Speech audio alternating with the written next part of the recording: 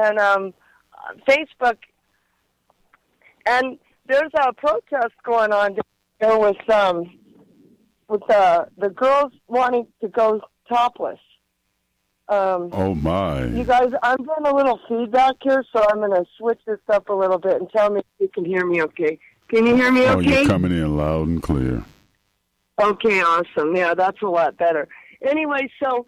Yeah, I saw my friend Cal Sheridan, and I'll tell you, I love him to death. You all know that I have a handicapped brother, right? Right. He's doing this live feed downtown, and he's down here covering, because I love Cal. He says he's a lesbian trapped in a man's body. How many men isn't a lesbian trapped in a man's body? Right? Well, and like last night, I have to tell you guys also, last night I went down to the Westin Tavern, and Bubbles had her open mic. It was a showcase, and it was phenomenal. Oh my God, we had so much fun. And the owner there, his name is Stan Gould. He is a former football player. He's a former MMA fighter, and he's an actor, and he has an acting class. And he's up in Idaho Springs, and so she's going to do that once a month. But it was awesome. That was the first showcase last night. So I'm in front of the audience, and I told them, I'm a gay black man trapped in a white girl's body. And you guys y'all know that about me. That's why we get down like we do, because we like the same music and stuff. So, and then I go and. I get that from my daddy. He was black on the inside, and so was my papa. Of course, they were coal miners, But honestly, my dad, he was a DJ, and he used to play all the soul music.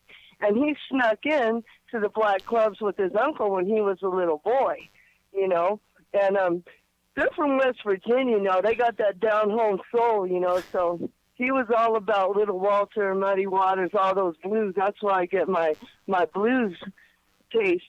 So back to Cal. So I see Cal, and he's on Facebook, and he's in his little electric wheelchair.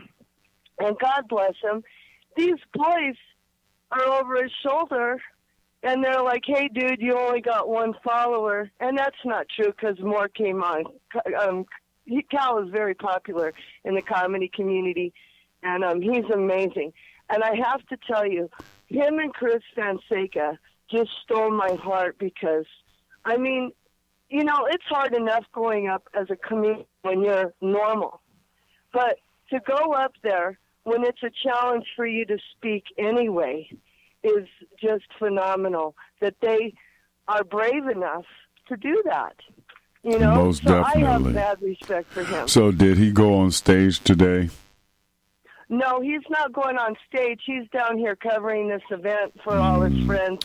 And, so tell me about that event. I'm going to go down and find him and take pictures of him. And good idea.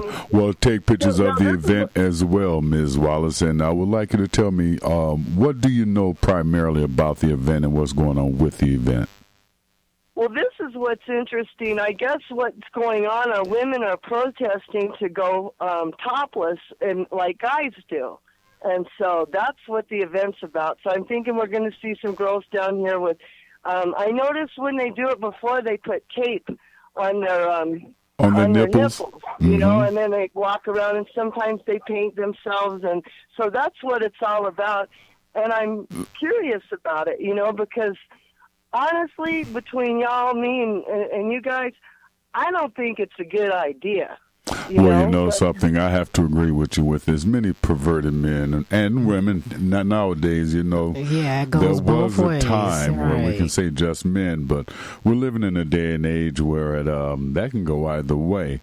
And with as many perverted people as we have walking around down there, that's just one more thing to add to the subjection of women that, possibly even cause some sort of injury, not to mention the rape increase. I'm throwing it out there because so many different variables around that. Indeed. And I wanted to see what you thought about it too, Lady T, because, I have mixed emotions about it. to me, it's like guys do it all the time to the point where we're desensitized to it. Mm-hmm. But then again, God made us sexual creatures. You know, so there's that element too. You know? And then there are people that are not mentally stable, that are not right. I mean, I've caught in heat with my clothes on. You know, there's no way you would catch me walking around like that. But, Ms. Wallace, I would not suggest you not, keep on your shirt, dear, because I really don't want to have to come and bust somebody up. Okay, keep your shirt on. I know you go Detroit downtown, you know.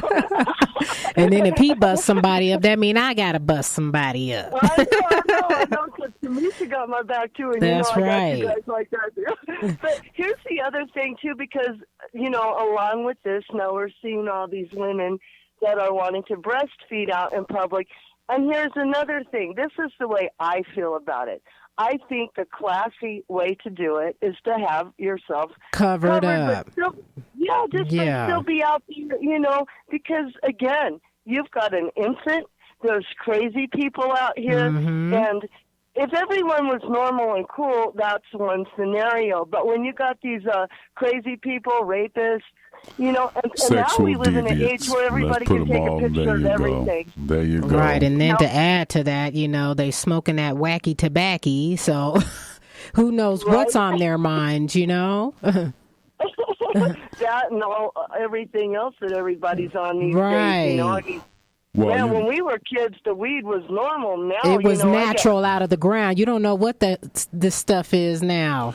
I'm all for everybody being able to express themselves. I'm all for everybody being able to say what they like to say. But, ladies, I think you all are taking it just a little too far now. There's a line to be drawn now. Bearing yourself.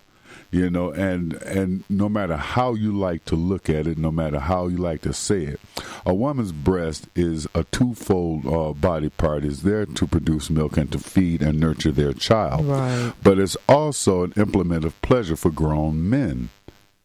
Right. And again, today, grown women as well, because we're living in this day and age where it can go either way. Right.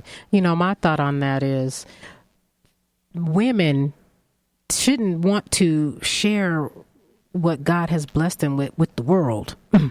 He made us, man, woman, to be joined as one together. And that's a treasure in my eyes for a woman to share that with her husband, not with the world. Right.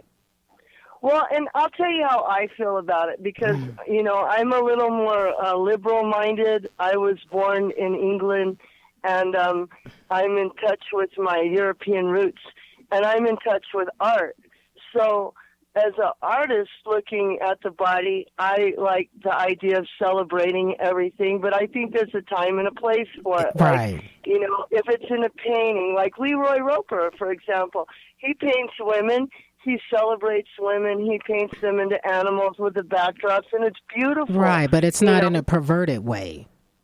Right, and there was a time when Playboy was beautiful and classy. Sometimes they've crossed the line for my taste, but and it's all in the lighting, too, with that. You got that harsh lighting, and the women, they don't really look beautiful. You know what I'm saying? And everybody's got their own levels of taste. But, again, to me, now, these women, it's like if you're out there breastfeeding all in the open and you're really being an exhibitionist about it, to me as a mother, you have a responsibility to protect your child, and you're putting your child in danger doing that around God knows what freaks. I don't even like eating an ice cream cone out in public. Not nowadays anymore, huh? My goodness. Have you ever heard Chris Rock talking about, he's trying to eat his chicken in peace, because it's like the black man eating a piece of chicken and people are looking at you and, it's like it's nothing sacred anymore. Can I just enjoy my chicken and my ice cream? That even sounds good together right now. Well, you know something, Ms. Wallace? You definitely get some pictures. You let us know what's going on. And are you going back on tour? Are you going to go back on the stage? That's what I want to know. Well, Actually, yes. You know, I've been working on my set, and as you guys know, I've been going through some health issues. And again, as an artist, there are times where, you know, I mean, I've been working even though it's been a struggle. But now I'm coming back into my right place where I'm 100, and so now I can write a show that I'm confident of because I have all the material. It's just a matter of piecing it together and memorizing it. So through my diet, through my exercise, through getting centered the way I need to be, I can put the show together that I think that the audience deserves, that I really want to present. That's important because even in comedy, as well as it is in sports or any type of activity, you must be, well, healthy. You must be focused. You must be centered in order to give the best performance that you could possibly give. Right. Well, and you know, I have to say there's some people like, you know, Chris Farley who can snort cocaine and get drunk, and he's hilarious, you know, but I'm not that person. Thank God for that.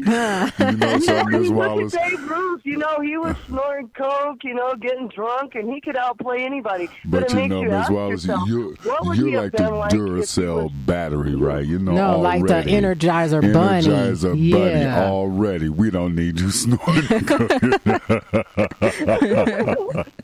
Oh, people, you know, y'all ought to see Ms. Wallace. You know what, honestly, you guys, I'm more dangerous when I'm sober than when I'm drinking. You know? All game on, you know, I got no fear, you know what I'm saying? It's like, what? So tell me, how many people do you believe are down there right about now? I know you can't give me an accurate count, but, you know, ballpark it. It wasn't like packed, you know, like when they have a serious rally, but there was you know, I would think there'd be a lot of people down there with, you know, girls running around with tape on their tatas. I got people walking past me right now, and y'all are on open mic, so this is interesting. You can hear my dog barking at everyone. I could only imagine the looks on their faces. Like, what's she talking about? Well, you know what, though? That's what's great about downtown, because people are crazy down here. And, speaking of that, I will be judging Money Jonesy's contest, the Battle of the Last, next week on Friday, September 2nd. And as you all know, I competed, you know, last month. Yes, I remember we were there. And it was funny because, you know, I had to go over my lines, and I'm walking around downtown, and I'm like, this is great, man. All these crazy people down here. I could talk out loud to myself, and I just fit in, you know. It's not, he's that weird girl. Like, if you were in, you know, Cherry Creek, you couldn't pull that off. But but downtown, that's a whole nother animal. Yes, that is true. Right? You're kind of talking to yourself, and some drug guy's going, that's funny, girl. You know, so we got that coming up, and I'm excited about that. But and actually, what was important to me last night was Jeffrey Peterson saw me, and you guys know he's performed with Cheech and Chong and all kinds of people. Like he's been on tour for 20 years, and he's going back to Vegas, and he's going to help put me up there. All right. I'm super excited about that. You know, he thought I did a great job. And you know what he told me? The biggest compliment I could ever get. He goes, Janine, you're a writer. And I'm like, thank you. That means a lot to me. You know, because I always want to be appreciated for my intellect. That's important to me, you know. Mm-hmm. And so the fact that somebody of his caliber gave me that kind of compliment. And also, I've been collaborating with, as you guys know, Cook Nolan. I want to give a shout-out to him. He's listening right now. And he has a show called Nothing Sacred. And I've been helping him book some guests for that. And he's, like, been a great muse to me as well. And I also appreciate you, Sean, because you were the one that kept telling me you need to get back on stage, you need to get back on stage. And, since we were in school together, I knew then that she should do comedy, and I saw it in its natural state, folks. Right. There was no pretenses. We were just being students and just being who we are. And when you can see a person in their natural state, then I knew right then and there she was destined for comedy. Absolutely. Thank you.